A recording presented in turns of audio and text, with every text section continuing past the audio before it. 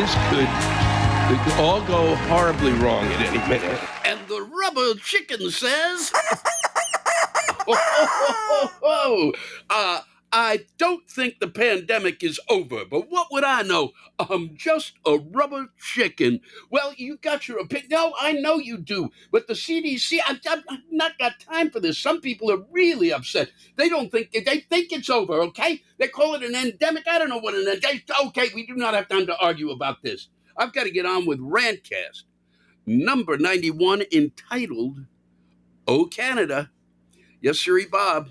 I was just there, but we'll get to that because I'm quite excited to tell you that I'm back on the bus here, really, in a parking lot in Jamestown, New York. And so I got to go down to Lissandro's and pick up some of that extraordinary Italian sausage, which I'm amazed it is just terrific. It is just exceptional, and one of the great places to grab a breakfast, as far as I'm concerned, in this country. And I am just, and it helped take the edge off because I forgot my fucking computer. Okay, so I'm now using another computer, and I don't know if it'll come over as well on that computer because you know how touchy all this equipment shit is. I can't fucking believe that's part of why I think the rubber chicken may be right, that the pandemic may be over, because I don't have a memory, okay? I got about 2/3 of it has kind of come back. And the rest of it is, I woke up, I got to do, this is all I had to do today, and it's important. And it's important it be done well. And so does Lewis remember to pick up the computer so that he can do it? No, because Lewis has no memory. Nope, and Lewis is talking to a rubber chicken to try to figure out what the rubber chicken wants to say today. But we're ready to roll.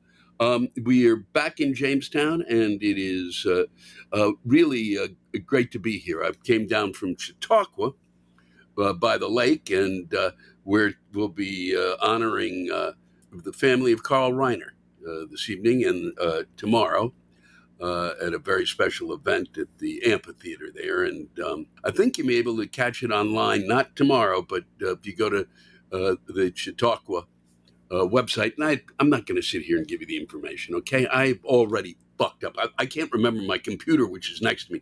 I don't remember every website. But if you go to Chautauqua, you might be able to pick up that the evening will cover the career of the brilliant Mr. Reiner, who also on Wednesday his exhibit will be installed just down the street here in Jamestown, New York. They're getting ready to do their comedy festival, and I won't be there here for that because I'm a very, very busy man. There's a lot of stuff going on. But I really wanted to just spend some time talking to you about the fact that it's been a pleasure because between leaving the country to perform in Niagara Falls, Canada this past weekend on Friday, I got out of the country on a Thursday, Friday, and a part of a Saturday, and it was. I won't go as far as saying life-changing, but it really fucking helped. I'll tell you that. It really helps to get out of here because all of a sudden you don't hear that.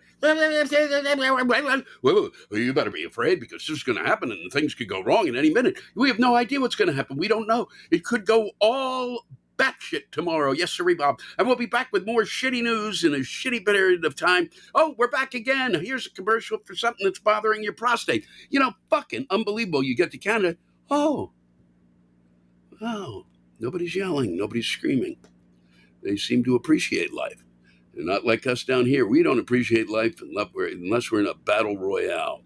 And I'm noticing here as I'm talking, because I have to see my fucking self, that my eyebrows they're too weird at this point, and I need some help with that. And it's a good thing I noticed it. I don't know, but don't focus on it. You shouldn't focus on it, and I'll certainly go back to trying not to focus on it. But I just was very, very impressed with the fact that what a joy it was. And I was very excited to work in Canada again. I'll tell you that. It was a terrific experience. And right next to the falls. I mean, you sit there. I didn't watch TV. I didn't watch all of the news. I watched no news. I just watched the falls powering out of the extraordinary power that you watch. And I did not know, because I'm beginning to think that my education was a piece of shit, and maybe they didn't want to teach me this so that I didn't feel upset that I didn't come up with the invention. Was that Tesla? Yes, Tesla, Nicholas Tesla, uh, is the one who created made it took that power of the Niagara Falls, Canada, and turned it into a an electric power source. That's right, way back in the 18 fucking 90s. And we've managed to take that power source and just go, hey, we're going to use that power to scream at each other. We're going to use that power to make volume the loudest thing on the dial. You can't be able to fix the picture, but God damn it, that volume can go sky high. So when you're screaming, they get every note of it. It was so good to just listen to the falls. Also, you'll find when you get up there, for those of you who are thinking of it, maybe to get away, as I talked about last week, as a kind of a mini vacation in this area, you're going to enjoy the fact that the air in Canada is actually freer. You will feel freer by being there. You'll be freer from what? Anxiety, possibly, and depression, because your cage won't be rattled by a group of idiots, um, you know, screaming about how they're unable to deal with the way things are, and you'll be able to get to a place in which, for a moment, you'll escape the fact that we live in an experiment, really, in democracy, where we're allowing the minority to rule. This was not a concept that our founding fathers thought of. But we did want, those in the minority, we wanted their rights protected. And what we are kind of doing now, and keep this a secret between us, as I see it, is that what we're trying to achieve is there are a minority of white people who seem to think their rights need to be protected. And they keep turning to the Constitution. Well, see this? And it's not there. So they have created an alternative reality in which they see things a completely different way. But up in Canada, at least it felt like I'll have to go there for some more research, maybe for 20 years, and take a good look at if they are living in the same reality. I believe they are, and so that makes the air freer. It really does. As a matter of fact, I think it will remain free. I'm worried that they will be the next move by many corporations will be a bidding war to see if they can sell air. It's a commodity they haven't gotten their little grubby hands on, and we'll have to be paying a tax on it, which is really and it'll be interesting because then we can go to court over the fact that they didn't clean the air and that they're killing us, and we can file that suit, and then. The generations to come will not only pay for that air, but before the suit is finally settled, they'll drop dead. It just was so good to be away from those thoughts that wander down the corridors of my mind, yelling and screaming and haunting me, as they whatever thoughts might haunt you. So I'm just saying, you may want to get to Canada. It's well worth your time. It's well worth your energy. And this is the sweet spot right here, the Jamestown parking lot, right next to the hotel, uh, right next to the DoubleTree, and where you can get your chocolate chip cookie. And what's better than a chocolate chip cookie, huh? Nothing. Fucking, I can't think of much except going to Canada, and I miss it now because I'm going to have to be. I'm down here. I've managed still, and as you can tell, I'm not bringing up the news. I'm trying to stay away from the news. I'm only talking about my paranoid ravings today, but I'm trying to not delve into that because I wanted to give you a sense of just how great that experience was for me up there. And I can't thank the audience enough for the folks at the Falls View Casino, the staff. They really did do everything that they could to make me feel welcome. And I was pissed because I forgot two of the bits I really wanted to do for them. And I think behind me, it looks like from time to time, or I'm having some problems that You might see what looks to be the background is breathing, and I'm not on drugs. I think it's something about this camera I'm using, which is way different from the ones that I use at home and the one that we usually use when we're on the bus, a very professional camera. This is we were able to get through double bubble gum, and you just kind of stick it on there and hope for the best. Except for missing those two pieces. The one about cats, which those of you in September, as I hit the road again, will be hearing, because it's one of those bits I can't seem to get rid of. I enjoy doing it too much. And the other was about the former leader, and I left that out, which was really sad because uh, I know that the audience up there, where he's not the former leader, wouldn't get upset and would allow me to do it, and I could just kind of roll with it without worrying, in a way that somebody who really has adored our former leader on levels that I can't even imagine, which get close to cray cray at times when you're dealing with an audience, wouldn't be screaming out stuff about it. Because what I was saying was true, because he kind of did do the thing I was saying. But I'm leaving those. You'll see it. Uh, I will tell the Canadian friends up there who missed it. You will see it in the special, and the rest of you will see it along the way until I wrap things up and let all of it go and have a whole new act, which is really already got the first 20 minutes of it.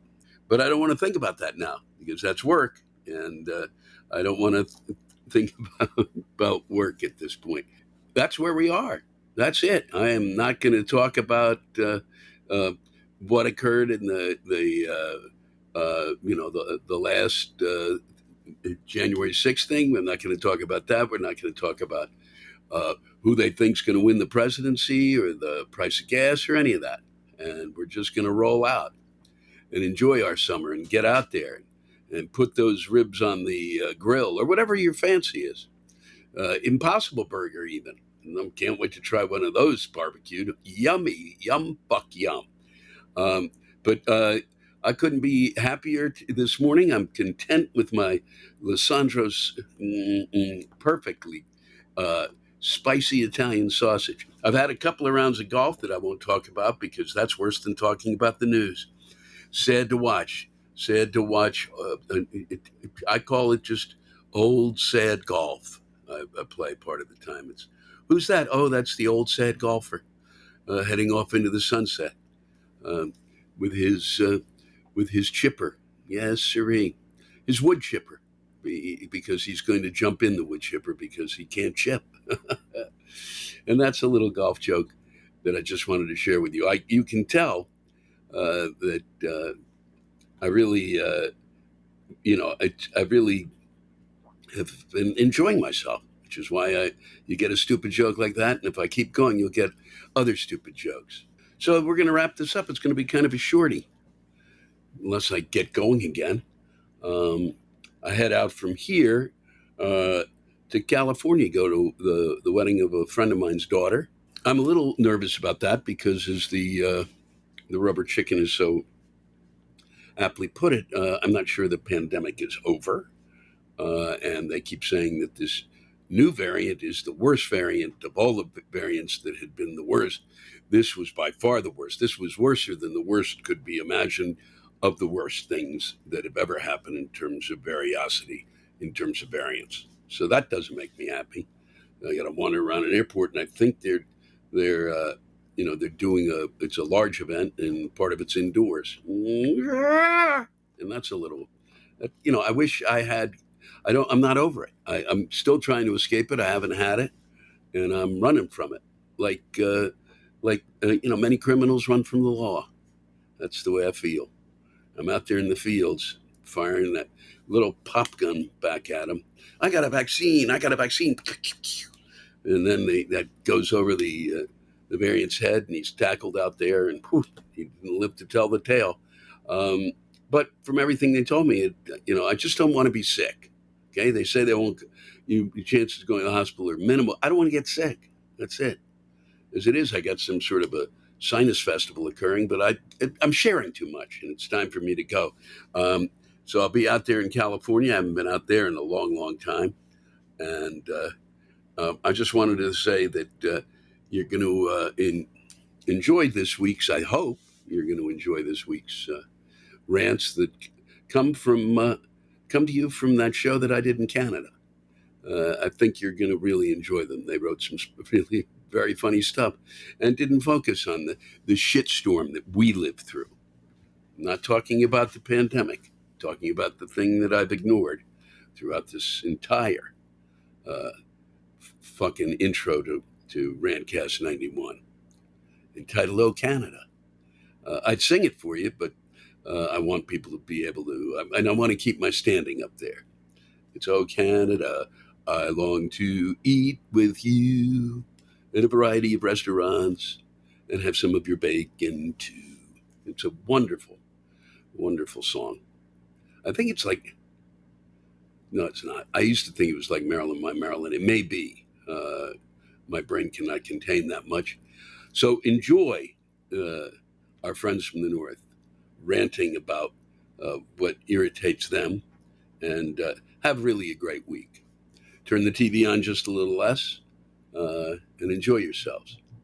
And here's hoping the storms don't come your way, that humidity doesn't come your way. And I don't know if you can hear in the background, the AC is coming our way. So it's time to say goodbye. Thanks for joining us. And it really has been a pleasure, as always, to spend time with you. It means a lot to me, a lot more than you'll ever know. Take care. Today's show is sponsored by Microdose Gummies. By this point, you've probably heard about the rising trend in THC gummies, and you might have been curious as to what benefits you could get from them. Microdose Gummies deliver perfect entry-level doses of THC that help you feel just the right amount of good. People have taken advantage of all kinds of the therapeutics that they offer, such as helping to reduce anxiety, recovering from a workout, alleviating joint pain, or just wanting to get a good night's sleep. They taste and feel amazing. You can use them to get into the zone for whatever you might need to do, whether it's doing something creative or winding down from a long day. They are 10 out of 10. Microdose gummies are available nationwide, and you can learn more about them and microdosing THC by visiting microdosegummies.com and use code LEWIS to get free shipping and 30% off your first order. Once again, that's microdosegummies.com and use the code LEWIS. We are coming to you live from the Falls View Casino in beautiful Niagara Falls, Canada, at the Avalon Theater. For those of you who've not been up here, get your fucking ass up here. I'm serious. I am fucking serious. You don't come up here to get married. That's just fucking stupid. You come up here to fucking take a look, and then you can get in the boat that goes on. I should have gotten in the boat. God damn it.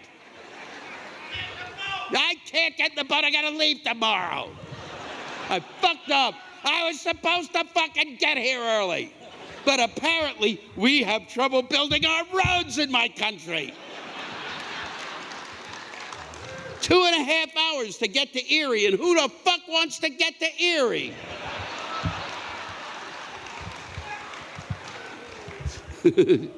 So get up here. It is absolutely stunning and well worth your time. And it'll be interesting because it won't be people aren't going to be standing around here screaming at each other like at home. The only loud noise will be the sound of the falls. So join us, okay? It's really quite something, and it's quite beautiful. And then you can go right out into the casino and piss it all away. This is from R.J. Bowden, and I'm reading this because it gives I forget, and other performers I think forget what you folks do to come out to see a show, and it's extraordinary sometimes. And RJ has written a saga. I've never gotten one, and all the times that I've been reading these, and it's really it's important to be reminded how much you give when you show up to see someone, it's truly appreciated by me, and this will give you a bit of perspective, especially those of you at home. Bit of an odyssey to get to your show tonight. I begged, I borrowed, I stole. Guess my wife will have to search someone else's couch cushions for enough spare change to buy her mocha frappa what the fuckachino. I got a cheap bus down here from Toronto. Left early to ensure I had plenty of time. Arrived at the bus terminal to find I was at the wrong fucking station. I needed to get across Toronto during morning rush hour. What kind of a complete and total fuckwit do I have to be to get an entire fucking bus terminal wrong? We all do it now. It's called pandemicitis. We all do it. We go, oh, it's on Thursday. No, it's not. It was on Tuesday, you fuck. But they begin with T's.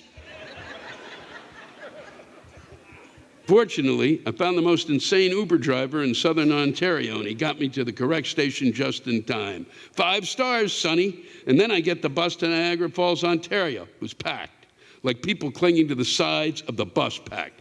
I grabbed a window seat, and the lady in front of me decides she's going to recline all the way back for the entire fucking journey. On the bright side, it's 6 hours later, and I think I can feel my patellas rotating back to their original position. On my fucking knees, I get to my moderately priced prepaid hotel to find that I need to wait an extra 3 hours before they can book me in. Grumbling, I took a walk to cool off and get the crunching noise out of my knees.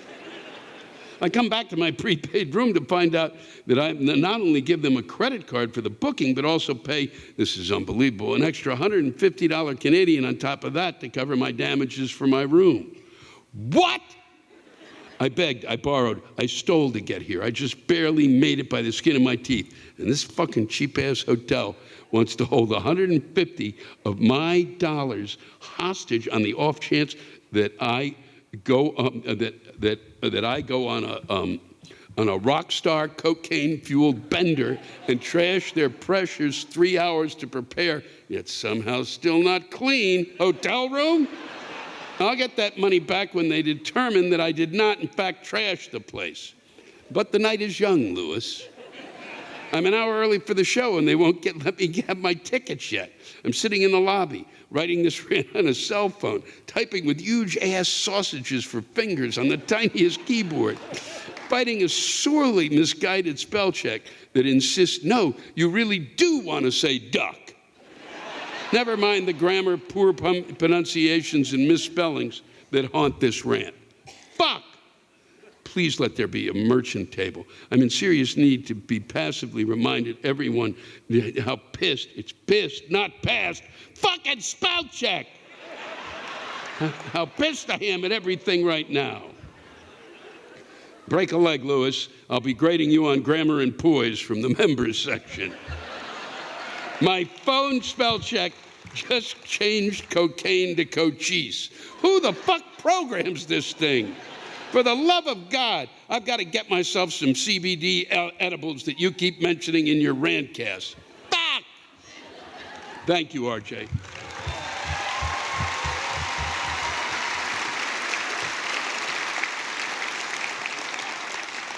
From Denise Tuck, she's here. What, with gas prices as they are and being an American, Buffalo, New York, living in Canada, with the advent of electric cars, can't we fuel our current cars with moose piss?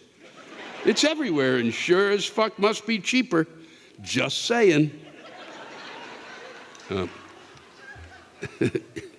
Derek Ram, I'm from Canada, would like to know what the fuck is going on in the meth lab in our basement.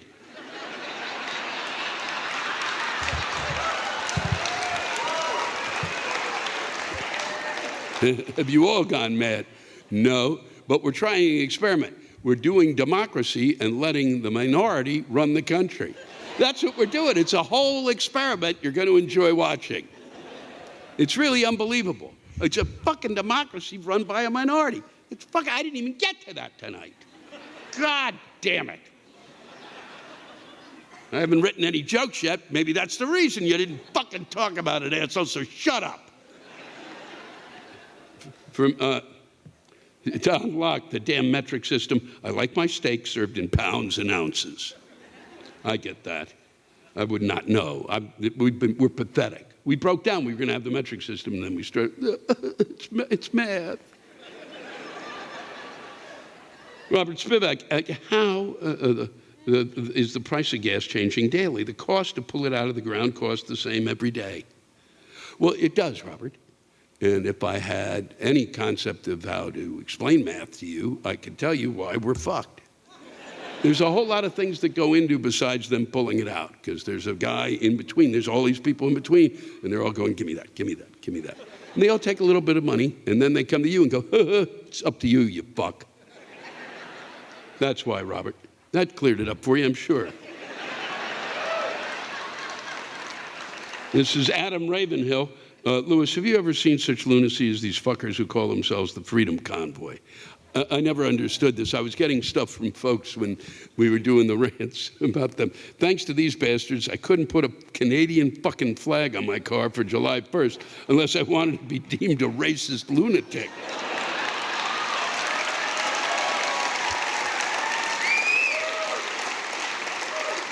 Here I am doing what I can for the greater good by wearing a mask and getting a vaccine, and Bob in a transport truck is pissed he can't go to the bar. Being in Niagara Falls, I can't wait to hear how fucking quiet this place gets. Good luck. Thank you, Adam. This is from William Grimwood. Okay, I'm going to be at your Niagara Falls show, and there's something I've been becoming more and more aware of that's been annoying the fuck out of me. I've listened to all your Rantcast episodes, and I know that when it comes to driving, you have a lot of complaints. Traffic, road conditions, roundup fuck bouts. I'm offering up a new one. You see, whenever I go to a mall or a big box store, I'll park my car in the parking lot, far away from everyone. I do this so that the elderly and people with families who need to be close to the building can do so. Plus, I can, you fucker. Plus, I can use the exercise. But I've noticed more often than not, I'll exit the building and head to my car only to find someone has parked right next to my vehicle. Why? Why the fuck did someone decide that of all the parking spaces there are to choose from, they had to park right next to my car? I parked so far out so they could park closer to the building. Why didn't they take one of the spots I left them? That's what they're fucking there for. Or why didn't they pick another of the number of spaces this far away from the store? Why did they pick the one right next to mine? Did they think my car was lonely and needed a friend? Well, if my car is anything like me, it thinks your car is a prick, just like its owner, and wants to tell your car to fuck off. I've wondered why this has been happening so often. And I have only one explanation. I drive a yellow car. I love my yellow car. Whenever I park amongst other vehicles, I'll go out into a parking lot and easily spot it.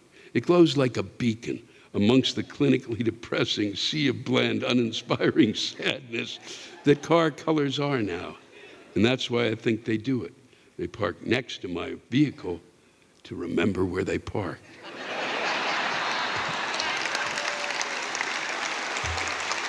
They imprint one of their 2 remaining brain cells. Not the word yellow, because I assume that word has too many syllables for them. Instead, they just remember the color, and then they go inside to accomplish everything they put to their memory to on the other brain cell. When they're done, they'll be able to find their vehicle, remembering it's next to something yellow. The problem for them, though, becomes when I finish my shopping, gotten into my car, and left before they're done. They exit the store and that brain cell flares up, so they start looking for the yellow color. But instead, they just wander aimlessly through the parking lot. Without a spot of yellow to be seen, they shuffle around like a zombie. But instead of moaning, brains, they're mumbling to themselves, yellow, as they start to worry if this is the first signs of early onset dementia. I like to think there are people still out there who to this day have never found their vehicle. And that would serve them right for parking right next to my yellow fucking car. Thank you, William. And I'm going to end this with Don Dundas. And this is, hi, Louis. Me and my wife went to a Blue Jays game the other day only to have to ask the question, who the fuck brings a toddler to the ballpark? Apparently, these dipshit assholes in front of us do. So as a consequence of these actions, my wife and I were treated to the secondary entertainment of judging this family. No, I'm not going to start off by shitting on the kid. It's not the kid's fault. He's being raised by douchebags. He had a cute little head of blonde curls, but unfortunately had a face that looked like a bag of smashed assholes.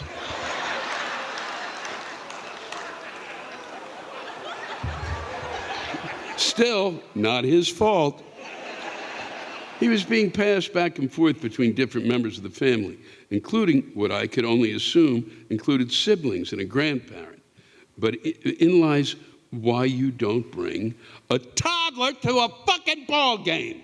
I like kids. When someone starts to tell me they hate kids, I generally assume they're a bit of a dick, but they just don't need to be some places. You know, like stadiums, arenas, amusement parks, and any flight unless an elderly relative is dying. Any place that you think would be cute for them, but they can't appreciate because they're a goddamn toddler. Your kid flung ice cream and it landed on my wife.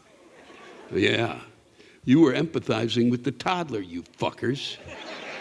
Wow, only in Canada. You probably all have a picture of the child in your head. The guy who's fucking writing this thing and busting his ass to get his complaint out. You're going, no. The kid flung ice cream and it landed on his wife and your actions, oh, how cute. You can't just feed the ugly little shit and call that parenting.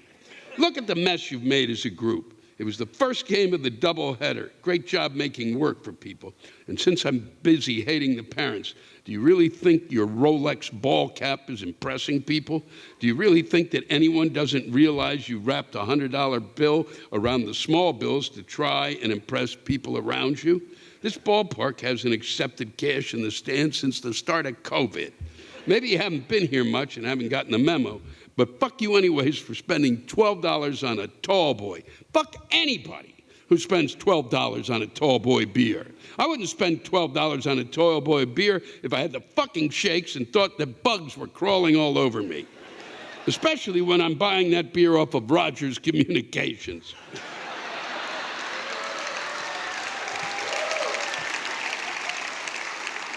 Did you hear about that one, Lou? The fuckers that stole our stadium, bought our ball club, pretty much shut the economy of the country down because their system went down. I'm digressing again. This was supposed to be about baseball. Well, fuck people who start the wave when the game is good. You're supposed to do that when the crowd is quiet. Maybe build things up a bit. That's kind of a baseball game. That's the way it should go. Go Jays, go. And go Orioles, too. Well, that was very sweet, Don. That was nice of him. That's why I'm his side. I hope you all, at some point, that child shows up on the plane.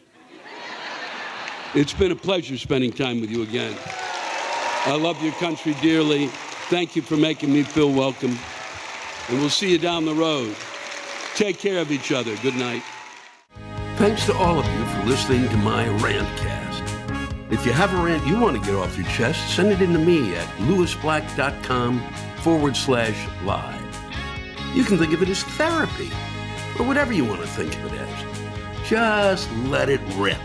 And I want to thank the true stars of our show, the ranters, and the splendid rants they gave us. Louis Black's Rantcast was created and hosted by me, Louis Black. It is produced by James Salton. Our theme song by Chris Lane. Executive producer, Ben Brewer. Executive producers, Matt Kleinschmidt and Robert Kelly for the Laugh Button Podcast. And most of all, thank you, all of you who ranted so well on this show.